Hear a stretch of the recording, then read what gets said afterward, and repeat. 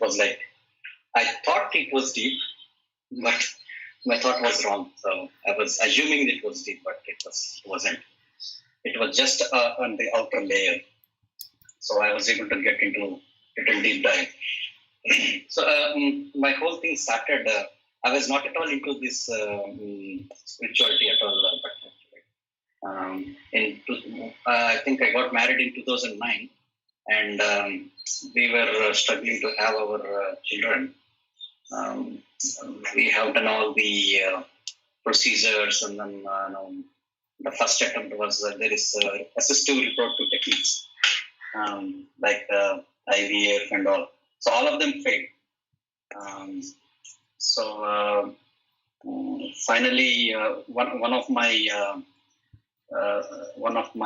gurus, he was like a general manager in Lanco Industries. So I have an interaction with him.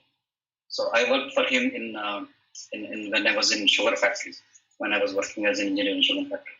So he showed me the path. He took me to a guru and told that there could be some prarabdha karma that has to be taken out. So you have to come into Adhyatmika or the spirituality mode. Then he introduced me into this the line of Sri Vidya, where the Mula mantra, the initial mantra of Bala is given, the predominant deity is the Bala Tripura Sundari. And further was also given about the Panchadasi. So I was deeply engrossed into that, and then somehow naturally my wife got conceived, and that made the remark for me actually. So then I actually started to come deep into this. Until I met Vilas, I thought I was deep into it. I was having some kind of experience. Like whenever I feel that bliss, my eyes get kind of watery, and I was feeling like that was the bliss. But then now that I understand the concepts, so I'm trying to understand more and go beyond that particular experience. I think this is in short. Excellent. So you are pulled by some factors into this. Yes. Maybe sometimes I think maybe that was needed for me to come into this track. Yes. Interesting.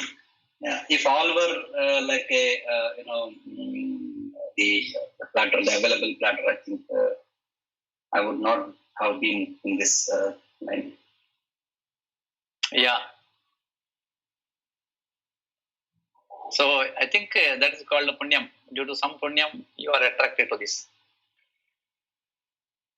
Yes, definitely. What is this Sri Vidya and Bala Sundari? What exactly the meditation or puja what you have been doing? How this is started, and what is that process? I do not know much in detail, but then basically it is one kind of tantra where it's one kind of tantra where we deeply get into this Sri Chakra, where we do the upasana for the Sri Chakra. Yes, that I understand. Yes, Sri Chakra. Yeah. So to get into this Sri Chakra mode, there are various levels. First thing is we have to make sure the kamya is already done. All the worldly wishes are taken care, and then we go into the Sri Chakra mode. So basically, what they do is they get introduced one by one. So the guru will take care of how to introduce, and then the path that the particular sadhaka is looking at. So for me, initially it was given Santana Gopala, which was needed because I was looking for the Santana. Then it was given Subramanya Mahamantra. Then it was the next level is Ganapati Mahamantra. Then once that is done, then there are some Anga mantras which constitutes to Bala mantra. So once the Bala mantra has been established, at least I have done at least I think for 1.5 years. Then I met Guru and he said, you are now eligible to take the next level, which is called as Panchadashi Mantra. So after that, my Guru has attained the Sivakyam and I was stuck there. Then there is something called Shodashi Mahamantra, and then further we can go to the Sri Chakrarchana. So the Archana is a very big thing where actually without understanding the basic and core concepts, there is no real meaning of attaining that Navavarana. There are Avaranas in Yes. Chakra. So unless that Navavarnas are understood, there is no meaning of taking that. But as I said, now I am stuck in middle actually. Uh-huh. So this is the whole. So this Sri Chakra means there is some what do you call Sri Chakra written in what do you call Tamra sheet or Belli sheet is there silver? Right. Till now, I don't have that privilege to have something like that because I am not yet achieved that state. But there are some, to my own Guru, there are some other Shishas who have attained that and they have got the Diksha Nama. So they change from, just like our Sringeri Pita where they changed to Bharati Pita. Here also there will be a new name given once the full Diksha has been given. So then it becomes like Narayana, Nandanatha. Natha will be added. So some other name, Diksha name will be given. Okay. So that qualifies a person to have a full statue, a small, like 5 to 6 inch of statue of Sri Chakra at home, and then do every day offer that. Interesting. Because I was not aware that spiritually these things are working for many people. People do puja, that's for thinking that okay, something good should happen in their family. But this is something I think beyond that, because you have experience throughout along with the Guru. Yeah. That's what I think this is a lot of punyam around this.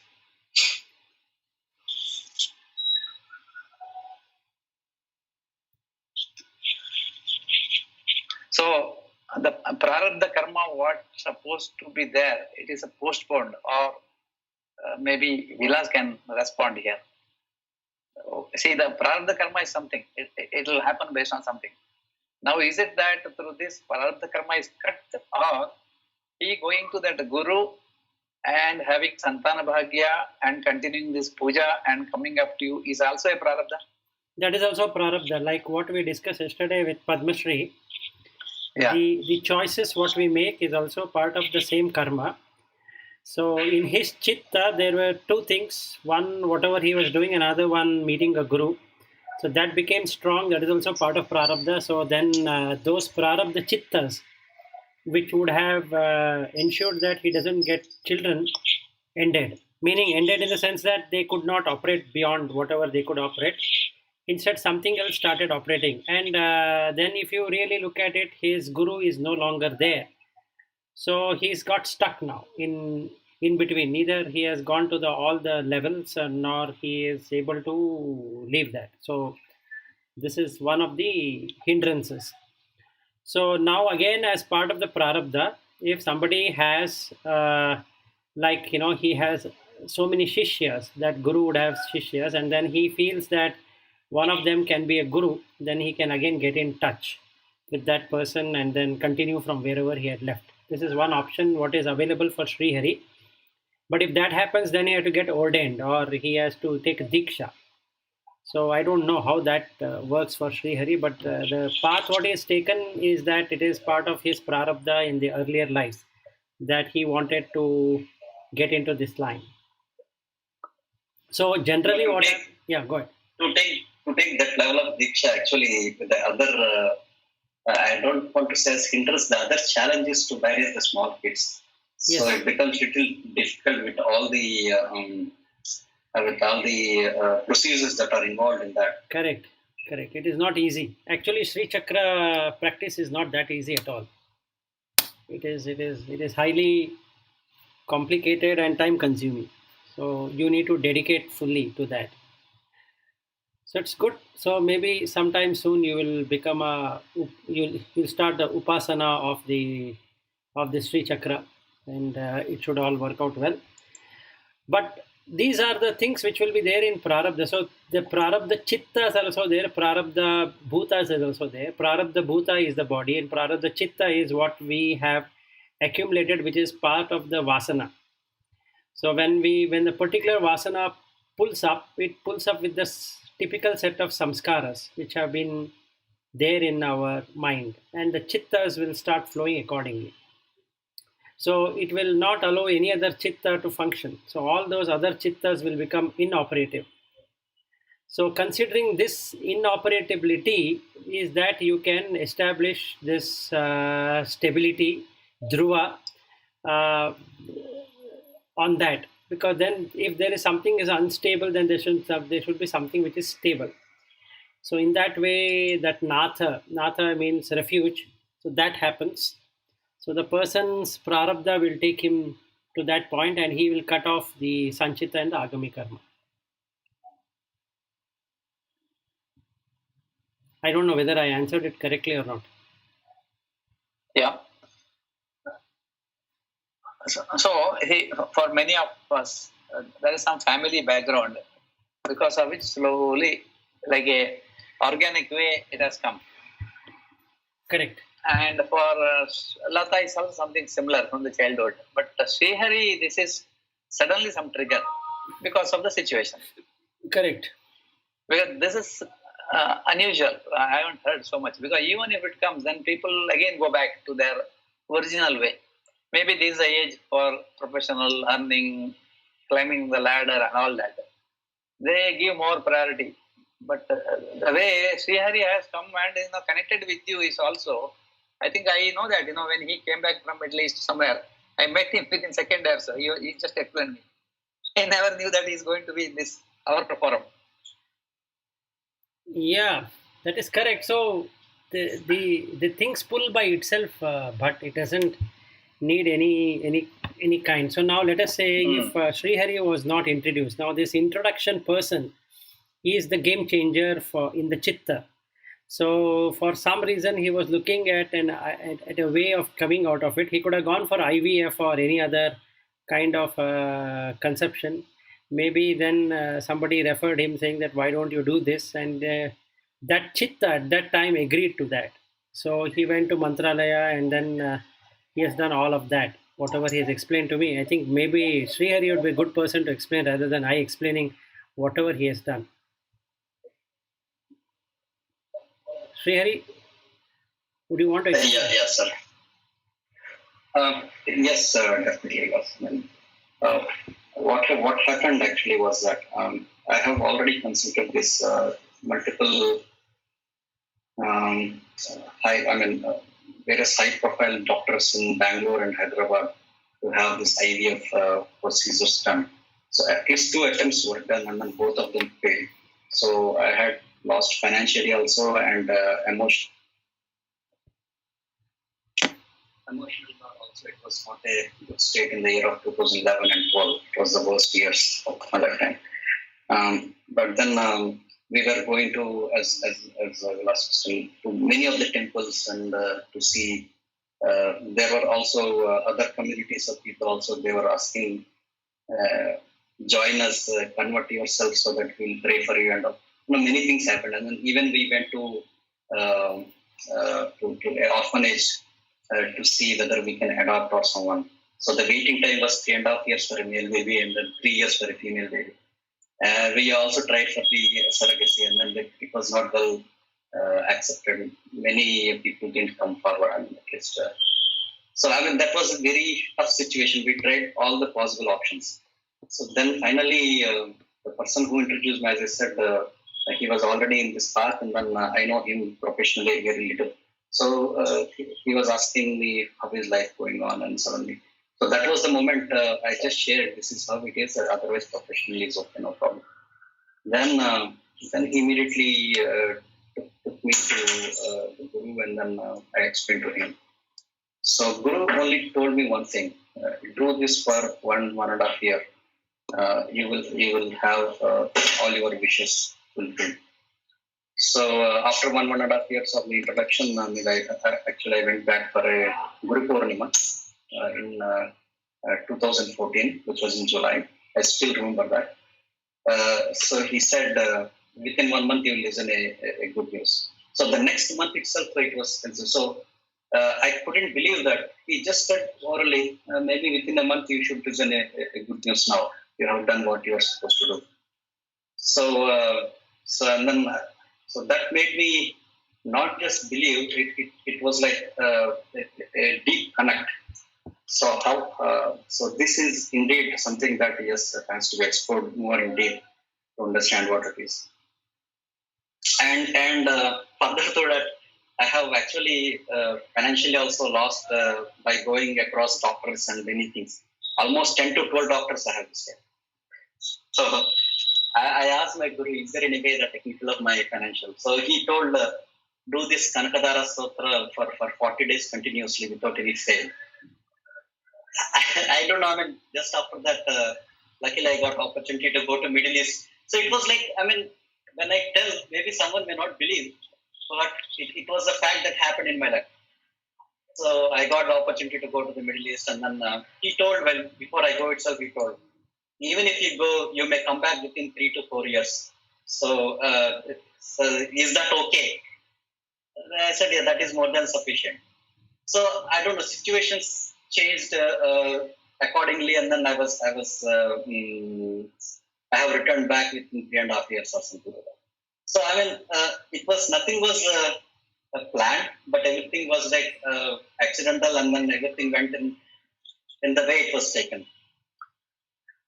So some force has taken care of you, right? Yeah, I definitely believe it. I feel it also. When you're telling, that is what convincing, yes. Yeah, there are many other scenarios where I cannot explain, but I know for sure that I am being protected or maybe lucky or whatever it is. So once now me and my wife were going on a bike to this Nandi Hills, and there's a small ghat road. Suddenly I was about to slip the ghat road while driving, and I felt that someone has pulled me onto the road back again. Similar many things. While I was driving car in Saudi, I was about to hit a person. The impact was very less. It was supposed to be a huge impact, but the impact was very less, and then the person told, okay, never mind, just go pass. So I know that there could be some bigger things which has passed by just like small things.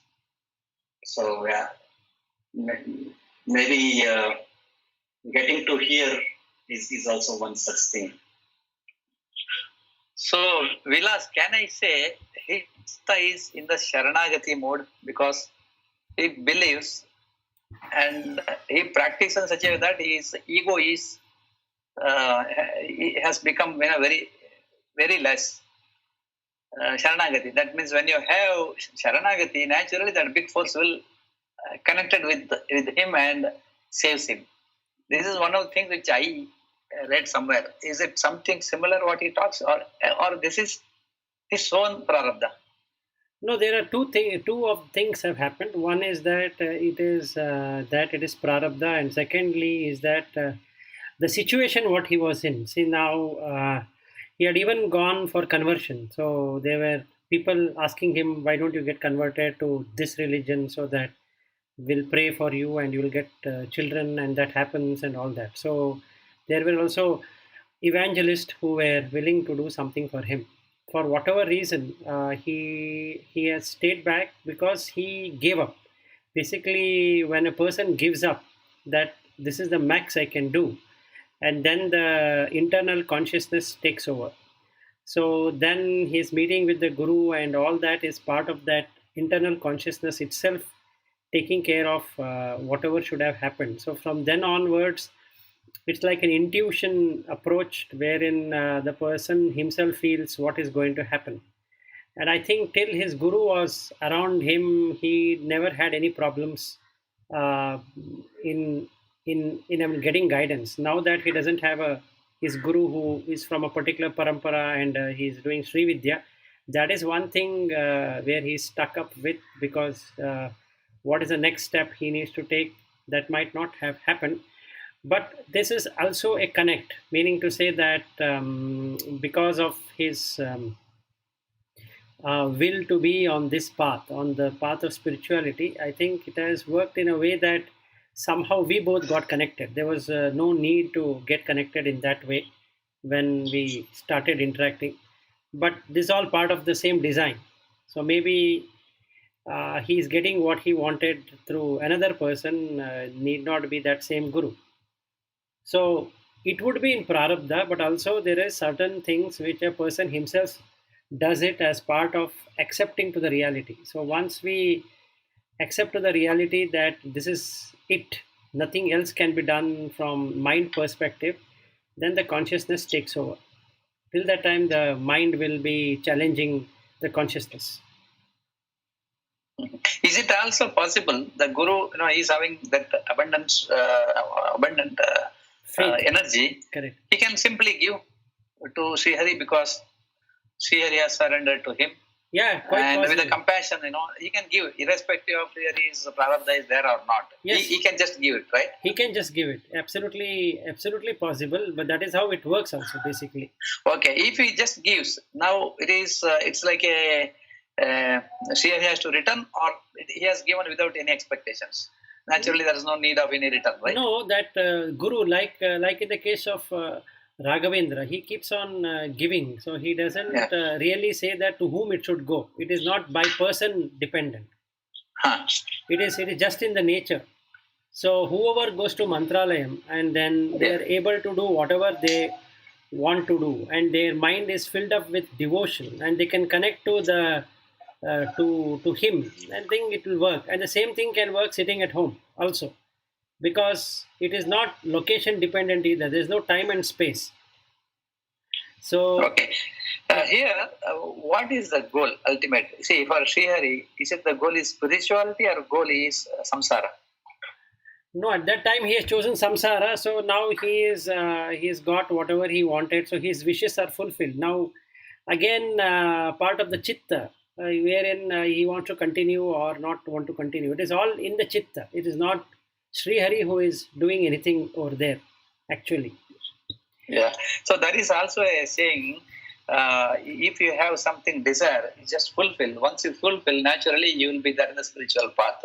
For example, Raghavendra Swami is also similar, right? He has gone through that samsara and then completely finished that. Then he is yati and attained that stage of moksha. Correct. So is it Srihari is also in that kind of route? Yes, Srihari is also in that kind of route, but it depends on the chetana or the will, what he wants. Meaning to say that he has 2 young children and a wife. So how he's wanting to disengage and what level he wants to disengage is the question. Meaning to say that he need not have to go anywhere. He can disengage in the mind. It is dependent on him. So there is this will, what we were discussing yesterday, the Daivika Chitta, which is called as conscience. So it depends on. So it has actually brought him to a stage where he can continue on the samsara or the worldly affairs, and also continue his path on spirituality till he can make that decision. That decision making will give him another set of karma. So if he takes the spiritual forever, then that takes him somewhere else. If he takes the samsara route, then it takes him another route. And if he takes both of them, let us say he can be in spirituality as well as in the family circles, and then doing whatever he's supposed to do, marry his children and all that. And then that will also have a fruit. So all the 3 will have fruits. One is a superior fruit, that is Adhyatma, because that will give liberation. Samsara doesn't give any liberation, it will only create bondage. And the third one is Mishrafala, that is it is mixed with the sour and the sweet. So next life, again, he is in search of the same kind of guru, and he continues from there. Okay, in other words, young age you are acquiring knowledge, your ignorance is slowly going away. then you are more into karma till you are working. Once you think that your karma is over, for example, you have some jawabdari for your samsara, so you have to take care of children education and all that. Once they start earning, once they are settled, then it's a natural way that you are in the stage of now you can get into more and more spirituality because you don't have to worry. Now they will take care. Can I say, like Raghavendra Swami's example only I'm taking, you wanted to see that samsara because of prarabdha karma, you got it. And then you have gone through that. Samsara is always ups and downs. It's like a, ocean. With the ups and downs only, it is called ocean. And now all that ocean, whatever is that waves coming in samsara, it is there as long as you are doing some karma. The moment you minimize your karma, your chitta is more stable towards on your own, means on meditation, then you don't have those ups and downs. Then you are in the sagara, that's below. That's a very stable state. Correct. And this is opportunity is given for many human beings. Only thing is we choose again that we want to see grandchildren, great grandchildren, acquire wealth and all that. That's unnecessary desires. You don't have to worry. If you have need, is satisfied your need. Then it is nothing but you are fully into that yati mode, what you call mumuksha mode. Correct. And mumuksha mode, when you see that everything is done, one day it is Yogarpana. That means you have finished. And can I say that is moksha for our elderly people? Many people Ichha Marana they have done. For my understanding, Ichha Marana means afterwards they never wanted to do anything. That's the end. Yes. So can I safely say that those people have reached highest level of Atmananda and then journey to next level of yes, absolutely. Brahmananda? Yes, absolutely correct. So if somebody gives up the quest and then the chitta gets purified, or if you have the chitta shuddhi, then immediately the person will be thrown away from the samsara. So he is already a dead person. As far as samsara goes, he is dead, but he is alive as a body. But his chittas are already dead in samsara. So if that happens, then certainly he is in Atmananda. So he doesn't get worried or if something is removed from him, or he doesn't get glad if something is added to him. This is what even Krishna says, that the person who is in the aspect of Stita Prajna will not jump in joy if something getting to him, and will not have a sorrowful face if something is removed from him, because he knows that there is nothing added nor something is removed. It is the way it is. So if that level of maturity arrives in a person, yes, he is in moksha, because that is all what moksha is all about, that you don't get into polarity of existence. Yeah. So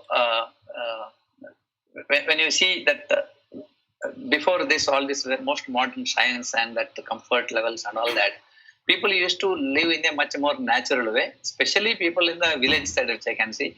Not so much of intellect is used for all this science, technology and all that. They have used along with their nature. And such people, they used to live in a very simple, humble life. Can I say that the maximum people that converted from this samsara to Atmananda, that number is much more compared to today's world? No, it is not like that. Because I was thinking so far, getting moksha is like impossible. The way what we have gone through all this, it is only maybe 1 crore one person may get, kind of thing I was thinking. But looking at this, I feel that it is not a shortcut. It is a possibility designed in the human system that naturally you can reach there if you don't have big desires. With a normal way, yes, you can keep going and you can reach there. Even though today you are in a competitive world, I think many people they have more or less comfortable. Only thing is they are not with the nature. They are with the artificial life, sitting in their city life. I can say some maximum is artificial. Everything you are dependent on somebody. It's not natural. But if you are there in the village where nature is abundant and you have a lot of things, so that area is much more suitable for all this spirituality. I think my question is mixed with so many things. My question is, this life, is it possible to get Atmananda like what people used to get many years ago. Because many years ago we have seen many people like that. No, Atmananda is possible at any point in time. The moment you understand what is an illusion and what is not, you are in Atmananda. That's very simple as that. If anybody comes to know Brahman, Satya, Jagat, Mithya, then he is in Atmananda. There is nothing else to know. So the remaining things automatically falls in place, whether you get something or you don't get something. It doesn't mean that a person who is in a village will get it or a person in city will not get it. It's not like that. The greed is there in both. It is also there in villager and also there in a city person. The city person can afford that greed because there are a lot of opportunities. In the case of a village, they might not get that much of opportunity because those products are not available to be bought or done something. But that doesn't mean that the person doesn't have greed and hatred and all that. He would be having. So let us say if a villager or a city person or whoever it is understands this, that it is poles. You have an attraction and you have also this repulsive tendency in everything. Okay, let us say there is a disease and we don't want that disease to appear. So there is a repulsive idea and we want something else to appear in place of that. So we have an attraction idea. So we always have the two poles. So the world is always with polarity, this and that. Whereas the Brahman, what we are speaking, has no poles. It doesn't really care about this one or that one. So if somebody were to really have an expansive mind, which encompasses both attraction and repulsion, and does not have the moha for that this is mine and this is myself and all that, then the person is in Atmananda all the time. In the most hardest of life, also he is in Atmananda because he knows that is not true. So it is very easy.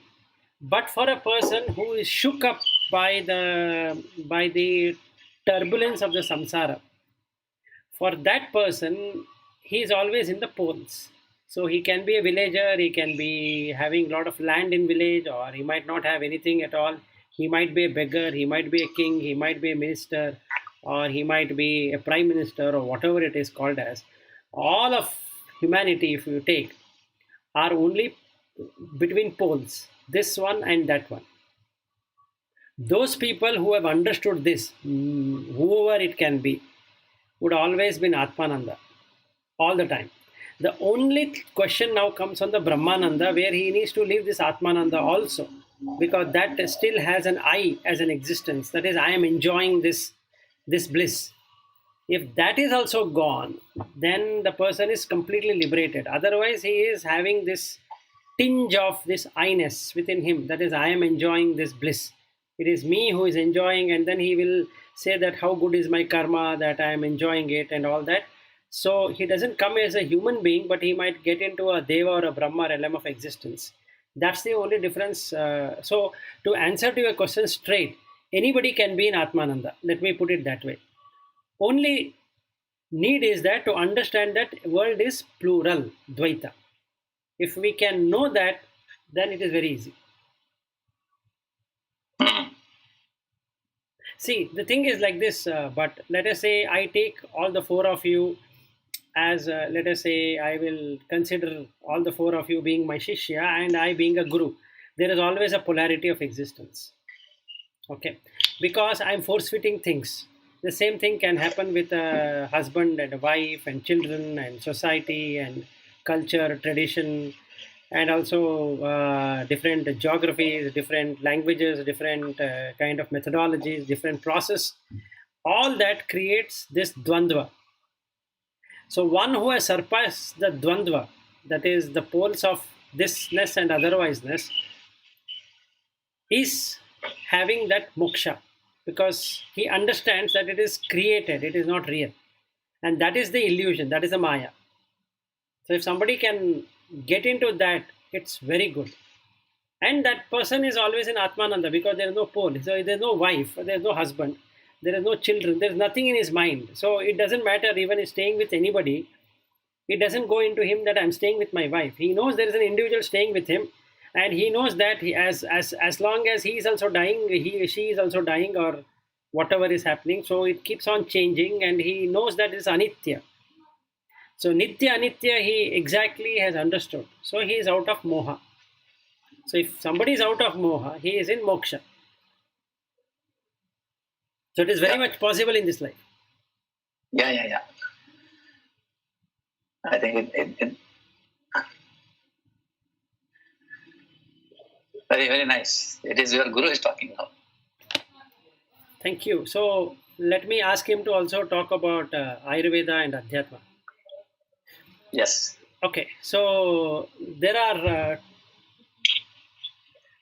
three things we need to know about this. One is you have a Sharira, which is the body. Then you have this senses, Indriyas. Then there is something called as Sattva or the Manas. And there is Atma. These are the four things which constitute what we call as Ayurveda. So Ayurveda encompasses all these four, and upliftment of these four, and ultimate moksha is the aim of Ayurveda. That is, the Atma should get into moksha. Okay. Can you say that four things again? Four things is first is Sharira, Sharira, Indriya, Indriya, Manas, yes, and Atma. and correct. These are the four things. In these four things, the ultimate aim is to provide a liberation path for the Atma. The other three are unreal. Yes. Okay.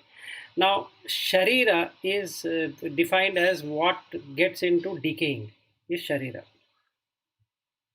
The word itself, Sharir, means that which decays, and Deha is another word to be is used, that Dahati iti Deha, that is what burns is Deha. And there is Kaya is another word used, which is also talks about collection. So it is a collection of many things inside, is Kaya. So basically, if we really were to understand, that consists of three doshas, that is this has the Vata, Pitta, Kapha. Then you have 7 dhatus, and right from when the food is eaten, so from the Rasa Dhatu will get into the Rakta Dhatu, then it gets into Mamsa Dhatu, then it gets into Medha Dhatu, then Asti Dhatu, Majja Dhatu, and Shukra Dhatu. These are the 7 dhatus. And there are 3 mala. One is Mutra, Purisha, and Sweda. So I'll explain what are these in English also. So it is Vata is the normal concept of gas or air. Gas is a wrong word to use, so let us call it as air. Pitta is the fire, fiery element which comes as bile juice in the body, which circulates across the body, and that is what the Vyanavayu will do, is to circulate. And then you have Kapha. Kapha is something to do with semi-solid, which gives stability to the body. So you have Vata, Pitta, Kapha. These are governed by the other 3 things called as Sattva, Rajas, Tamas. This is the Mula Prakriti. So now we are combining the Adhyatma to Ayurveda by Sattva, Rajas, Tamas. Okay. Now I'll give you certain examples and we can see what really happens in the body. Just a second. Give me a second. Yeah.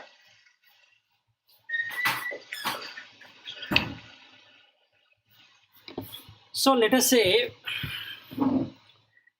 a person is in fear. Just take that example as being in fear.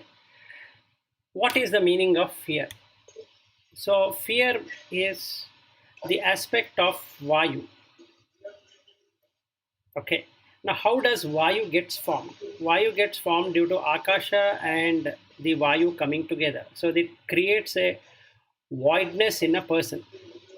So there's always a fear. So when we say that this so and so disease has come here, like near my home, let us say they have put a board, this is a COVID infected region, please don't come, and all that. And that when a person reads, what really happens? Reading is part of samskara. Okay, so these are called as vasanas. So now it is stuck in vasana, that there is something called as, and it is painted in red. So generally we have been told that red is danger. Okay, So they have painted it in red. The moment it is painted in red, the mind perceives it as danger. And what it does is that it creates fear. The mind is in fear, but what happens to the body? The body creates vata. What does it do is, vata then pulls up pitta. Pitta is the bile, so it burns. So in the dhatu agni gets changed. The dhatu agni is like your refrigerator. It doesn't allow anything to decay. But let us say the power is off and the refrigerator is there, or the power is on, but it is not performing to the level it should perform. Then this vata will ensure that it cuts across all the seven dhatus and creates ama, which is called as toxin, because of fear. Okay. Now what happens is it will remove shukra. Shukra is the semen, and in ladies it is called as arthava. And that gets converted into ojas. And tejas and ojas are required for immunity.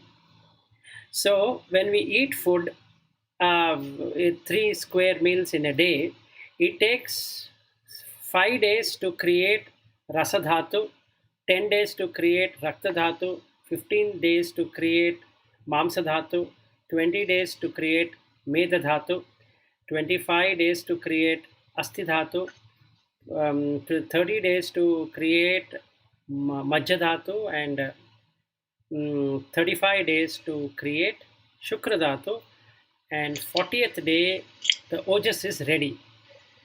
Okay, so this is what is the process, wherein this fear can cut that ojas, so the immunity is lost immediately. So what should have come for 45 days now comes for hardly few days, or it actually comes to 7 to 10 days, that energy. And the more fear the person adds into his life, the lesser energy he has. Okay, so this is on the negative side of the equation. On the positive side of the equation, if the person is highly courageous of saying that nothing is going to happen, his will is there, then the shukradhatu will start generating this positive emotions, because that what we call as emotion is nothing but the kampana, vibrations. That helps the ojas to shine, and tejas and ojas shining will protect the body layers, the koshas. The annamaya kosha and the pranamaya kosha and manomaya kosha is taken care. So there is nothing which can infiltrate inside. So the person is in very good health. So when another person sees him, he's looking very sparkling, or he's full of energy. So when a person is filled with energy, nothing can enter. So this is what Ayurveda is all about, on how to cultivate the mind and body, so that you can retain the brahmacharya. Brahmacharya doesn't mean the celibacy. Brahmacharya here means that doing the normal corrective way of living, so that nobody can get into any diseases, because diseases starts in the mind, nowhere else. So basically, whether it is a positive emotion or negative emotion, the vata pitta kapha is going to change. So in a person who is filled with positivity, then what happens here is that the pitta will not burn. So the vata will not be aggravated, and then he has kapha. Kapha is a stabilizing agent, so it stabilizes the mind and the body. So the heat, it doesn't get accumulated nor it get dissipated. So it doesn't do both of them. In general, if a person is in anger or frustration or sadness or something like that, or depression or whatever it is, it creates this what I can say, it creates a disalignment or misalignment of the vata pitta kapha. So vata pulls in the pitta, and pitta then pulls in the kapha. Then the kapha starts generating more cells than what is required, and that is called as tumor. So when the tumor starts producing in the body, that this pitta starts energizing those tumors. So it starts getting life, and once it starts getting life, the vata starts moving that very tumor across the body through the bloodstream. So the rasa gets into cancer, the like that rasa, rakta, all that. So what are these? So rasa is the plasma, rakta is the blood, medha is the fat that also develops tissues. Then you have this sorry, mamsa is the flesh, and then you have this medhas, which is the fat and tissues. Then you have asti, that is the bone and bone marrows. Then you have majja is the nervous system and the brain and all those which develop. Then the shukra is the semen and the menstruation in the woman. So all of this, if they are very strong, then the mala, that is the urination, that is the mutra, then purisha, which is the feces, and sweda is the sweat. All these three will be regulated. So the person doesn't have a scanty urination or a more urination. The scanty or constipated bowels, and it will be free flowing. Then the third one, he'll sweat. He or she will sweat to the extent he or she should sweat. So this is what Ayurveda talks about, meaning these are the only things one need to know and position his or her life accordingly. So as far as possible, one need not look at negative side of life, because they are mental fabrication, and positive side of life is also a mental fabrication. But this is much better to consider a positive side of fabrication, because at least it will not cut through the seven dhatus and create more mala. If more mala is generated, it creates toxins called as ama. So then this ama gets circulated and gets stuck to the arteries, and then it goes into all the joints and all the organs, and the pulse of the organs keeps on reducing. Once the pulse of the organ, that is prana, getting reduced in each one of these organ, the organ starts to malfunction. And because of the organ starting to malfunction, the body cannot sustain that whatever is happening, so it starts killing it, basically. So then the diseases gets formed immediately, can be any diseases, not this COVID or whatever it is, can be any diseases, and then that can cut the Ayu. So basically, the idea of Ayu and Veda is to know about what is the composition of the body in terms of the five elements, that is the Prithvi, Apo, Vayu, Tejo, Akasha, how they are formed and what happens inside the body. Look at the mind and see that what creates what kind of surge in these five elements, which are represented as Vata, Pitta, Kapha. So if somebody were to deeply observe that if he's happy, the cells are happy, the cell membrane is happy, the nucleus is happy, everything is happy. If the person were to be unhappy, the cell is not happy and everything, because cell has its own consciousness. So this consciousness, what we are talking about, the Atma, is still the cell level, because I don't really exist. The cell is what is existing. So when the cell collapses, it copies itself before dying. So the next cell has a lesser potential than the previous cell. So that is when the bacteria and the virus can enter and then create havoc, because then they get a source, then they get the host, and then take over the host and then make all kind of issues. So the best way forward for a person is to look at what is happening in his mind. So fear, frustration, anger, jealousy, pride, or that is all the Arishad Varga, whatever we have, Kama, Krodha, Lobha, Moha, Mada, Matsarya, create a bad patch which we call as Ama.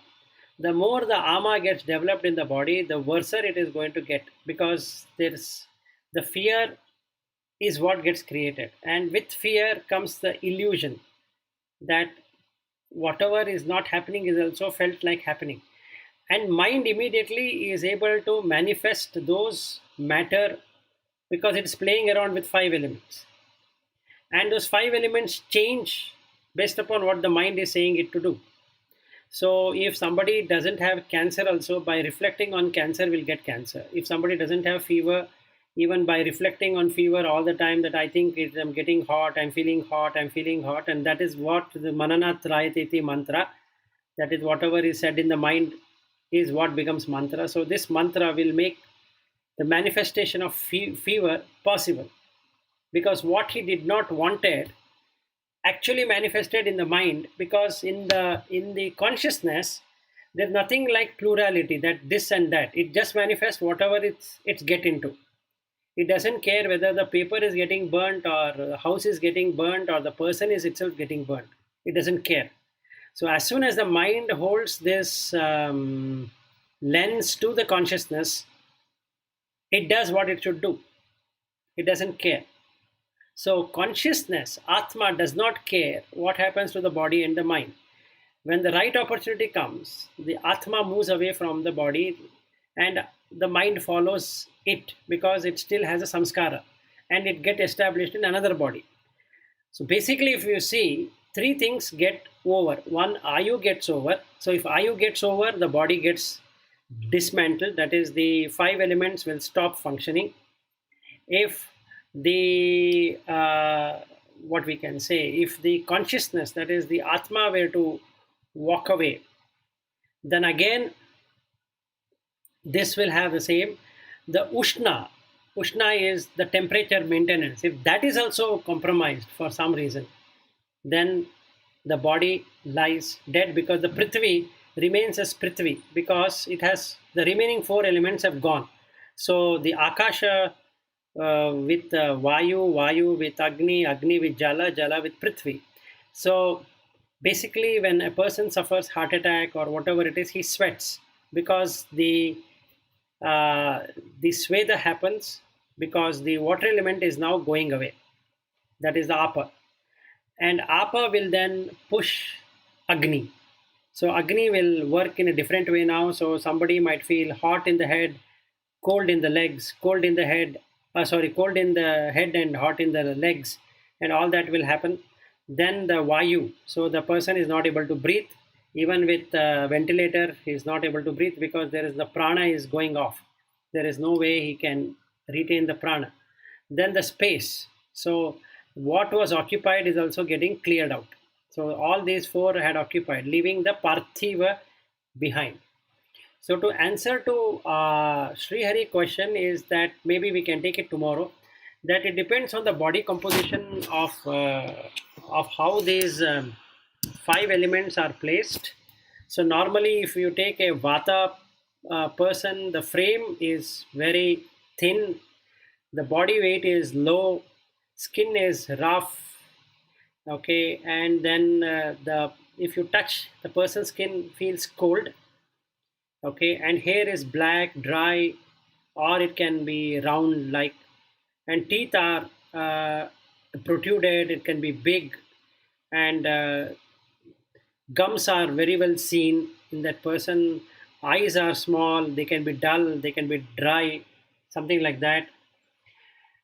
His appetite, person's appetite can vary, it can be very scanty, taste can be sweet, sour, saline, and thirst can be varying depending upon the mental conditions. Elimination is dry, hard, and constipated. So we can find a person is a Vata dominant by his feces. So if any one of us are having constipation all the time, they don't get bowels immediately, it means that person is a Vata dominant person. And Vata is happened because of the fear. So there would be some fear inside the mind to create this Vata. Or his eating habits is not okay, and that has created Vata. So it can be two causes. Mental causes is the fear and anxiety, which is part of Pitta, but then mentally he is Pitta, and bodily it can turn itself into Vata. So that I will talk about it tomorrow when we meet. I think Bhatt wanted to leave at 9:30. I think we can close at 9:30. And mind of that person will be restless, and it will be very active. And this person is a very physically active person, and he doesn't want to become fat. So he'll have his own theory why a person should not look fat, and even if he misses one day, jogging or exercising, he will feel very guilty and all that. It's part of Vata. Emotional temperament would be fearful, insecure, unpredictable, and faith can change based upon whatever happens to him in his life. Memory, he can only retain recent memory, and if any situations have come, he will have a very good remote memory, and normal memory will be poor. Dreams, he'll be getting kind of fearful activities, like he's running or doing something, all that which will move, making movement is what the Vata would be. And his sleep will be interrupted every now and then, and he will not sleep deep. Only the Kapha person will be heavily sleeping. Speech would be fast, and financial status, normally he spends money on things, and then he repents, and then he spends, and then he repents. So, and he takes decisions immediately, and pulse will be feeble in most of the places, but he is a healthy looking person, but the constitution is Vata. I think we are in time. Should we continue the remaining things tomorrow? Yeah, I think this is interesting. Maybe tomorrow, by then Padmashri will be there. Yeah. Yeah, I've Padmashri. always been there. Oh, you are already there, huh? No, No, I she. was there. Only first 5 minutes I missed. I Ah, at okay. 8:35. Because I have taken call from this my mobile. I am not able to see other people. Only 4 are visible here. No. You can see it. There is a top. There is some people there. You can go and see the list of people. So I asked questions thinking that you are not there. Otherwise, No, I would have stopped. No problem. It's okay. Okay, so we will talk about Ayurveda and how these both are connected, and what we need to do in life tomorrow. Yeah, sure. And you will be uploading this today's discussion, right? Yes. It is Because already the recorded. Ayurveda part is very interesting. I just want to go through that once again. Yes, sure. Yeah. Thank you. Thank you then. Thank you everybody. Okay. Thanks a lot. Bye bye. Bye. Bye.